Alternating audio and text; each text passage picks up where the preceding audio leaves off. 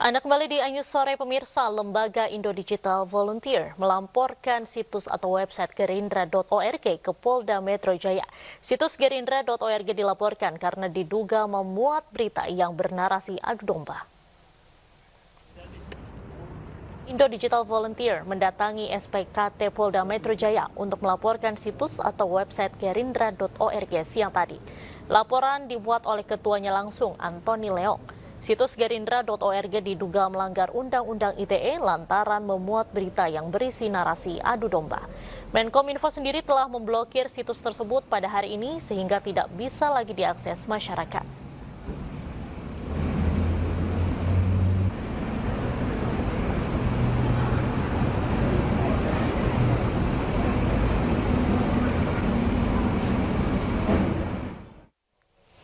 Pemirsa, kita akan langsung membahasnya bersama Ketua Indo Digital Volunteer, Antoni Leong.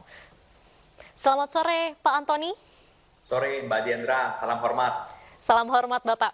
Pak, tadi kan Anda sudah melayangkan laporan ke Polda Metro Jaya. Apa sebetulnya latar belakang atau alasan utama dilakukannya pelaporan terhadap situs gerindra.org ini, Pak?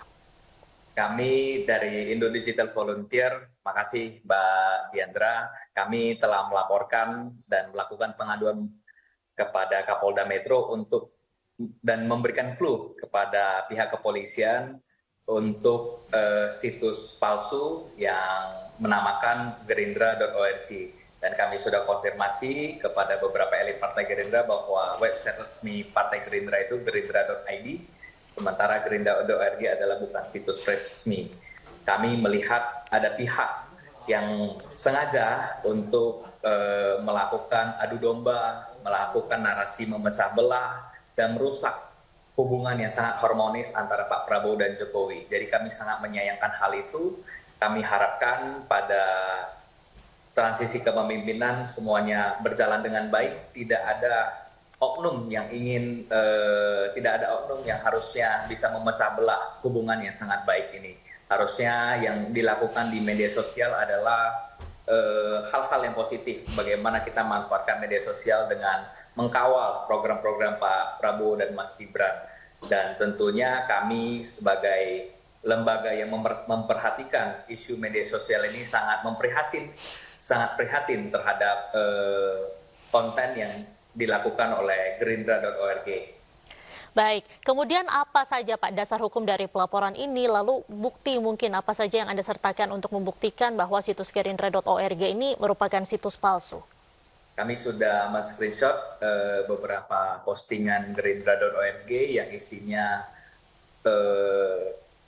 yang isinya ingin memecah belah hubungan Pak Prabowo dan Mas Gibran. Dan tentunya saya lihat gerindra.org ternyata sudah didaftarkan dari 1 Februari 2023. Harapannya ini menjadi early warning atau menjadi peringatan kepada teman-teman pengguna media sosial, kepada teman-teman praktisi di bidang digital untuk tidak menghalalkan black campaign, tidak menghalalkan isu hoax dan sebagainya. Kita harapkan bagaimana media sosial ini bisa menjadi sarana untuk menyatukan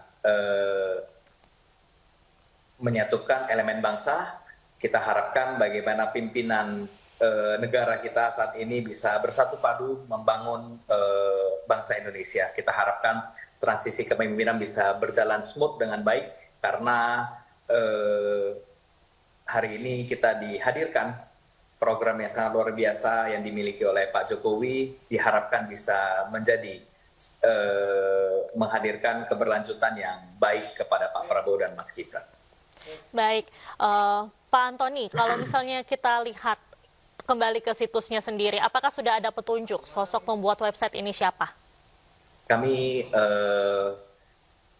nggak bisa mendetailkan di sini, tapi kami melihat bahwa situs ini sengaja dibuat untuk memecah belah, untuk mengadu domba, untuk merusak hubungan antara Pak Prabowo dan Pak Jokowi, yang harusnya dan mengatasnamakan Gerindra. Jadi kayak seakan-akan membuat framing bahwa Gerindra juga turut serta membuat isu-isu yang memecah belah ini. Dan kita lihat bahwa ini punya grand design yang sengaja dari oknum untuk memecah belah hubungan yang telah terjadi, dan kita sudah membuat analisa kajian kepada pihak kepolisian, dan hari ini kami diterima dan sudah berkonsultasi tadi. Mudah-mudahan minggu depan ada progres yang baik terhadap pelaporan kita hari ini. Baik, dari Indo Digital Volunteer sendiri sejauh ini apakah sudah berkoordinasi terkait dengan pelaporan ini dengan Gerindra, Partai Gerindra sendiri, Pak Antoni? Kami hari ini mewakili inisiatif dari teman-teman dari Indo Digital Volunteer yang concern terhadap media sosial, dan untuk koordinasi non-formal ada, hanya saja kami lebih kepada mewakili civil society. Perkumpulan kami, Indo Digital Volunteer, sudah terdaftar di Kemenkumham sejak tahun 2016, dan ini terus konsisten mengkawal isu yang ada di media sosial, mengkawal bagaimana digitalisasi teknologi informasi kita di Indonesia. Kira-kira gitu, Pak. Baik, Pak Antoni, dari dilayangkannya laporan ini, apa sebetulnya harapan dari Pak Antoni maupun juga dari Indo Digital Volunteer ini?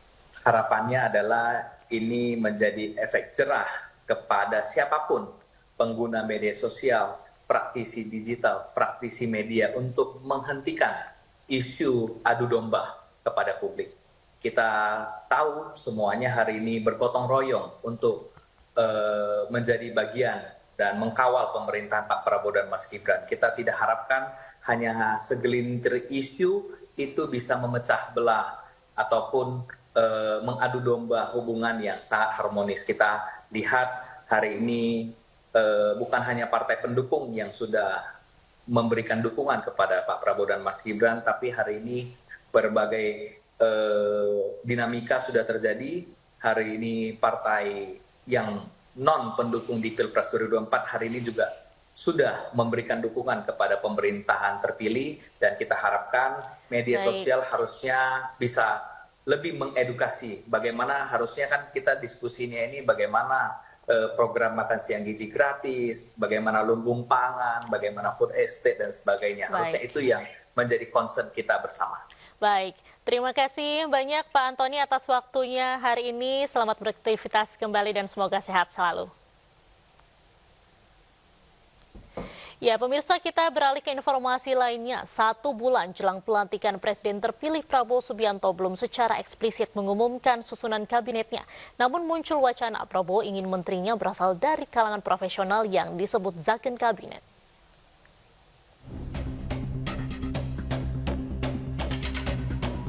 Partai Gerindra tak menampik Prabowo Subianto akan memprioritaskan profesionalitas untuk mengisi kabinetnya. Namun di satu sisi, Presiden terpilih tetap akan mempertimbangkan partai politik. Pertama kali akan memprioritaskan bagaimana interdeliver ke rakyat gitu. Jadi untuk bisa menyajikan sebuah janji-janji politik, visi misi yang pernah dijanjikan itu, Pak Prabowo memprioritaskan apa yang dinamakan Zakon Kabinet tadi gitu. Tapi bukan berarti ini murni profesional ya. Jadi dari berbagai diskusi dengan beberapa kalangan gitu, mungkin yang lebih tepat adalah Pak Prabowo mengkombinasikan antara profesionalisme dan loyalitas. Zakon politik dianggap tak bisa diterapkan secara maksimal karena secara historis dan realitanya pemerintahan membutuhkan dukungan dari partai politik.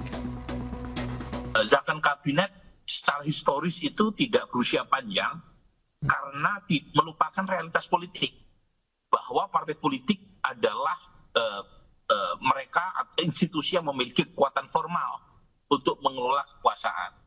Nah, artinya kalau kita merujuk pada pengalaman historis itu, mau tidak mau seprofesional apapun kabinet yang dibentuk, kalau tidak mendapatkan dukungan politik itu akan sulit. Diketahui sebelumnya jelang dilantik pada bulan Oktober 2024, hingga kini nama-nama yang akan mengisi posisi di kabinet Prabowo Gibran semakin kencang dihembuskan. Meski belum ada nama pasti yang disebut, namun Prabowo ingin membentuk kabinet Zakon atau kabinet kerja yang sebagian besar diisi oleh profesional di bidangnya. Pak Prabowo ingin ini adalah sebuah pemerintahan zakon kabinet, di mana yang duduk adalah orang-orang yang ahli di bidangnya, meskipun yang bersangkutan berasal atau diusulkan dari partai politik, sehingga tidak kehilangan relevansinya di jabatan yang diduduki, karena yang bersangkutan memiliki keahlian dari jabatan yang disandang. Meski pembentukan kabinet menjadi hak prerogatif presiden, partai politik pengusung tetap berhak mengusulkan nama. Yang pertama, untuk penyusunan kabinet adalah hak prerogatif presiden terpilih. Jadi kalau kita ini jangan bertindak atau berkomentar melampaui batas kewenangan. Serahkan semuanya kepada Pak Presiden terpilih, Pak Prabowo. Mau berapa jumlahnya kita lihat aja.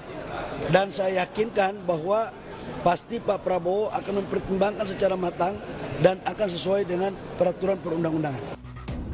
Hingga kini belum ada pembentukan tim yang secara khusus akan menyaring nama-nama menteri untuk mengisi posisi di kabinet. Tim Liputan iNews melaporkan.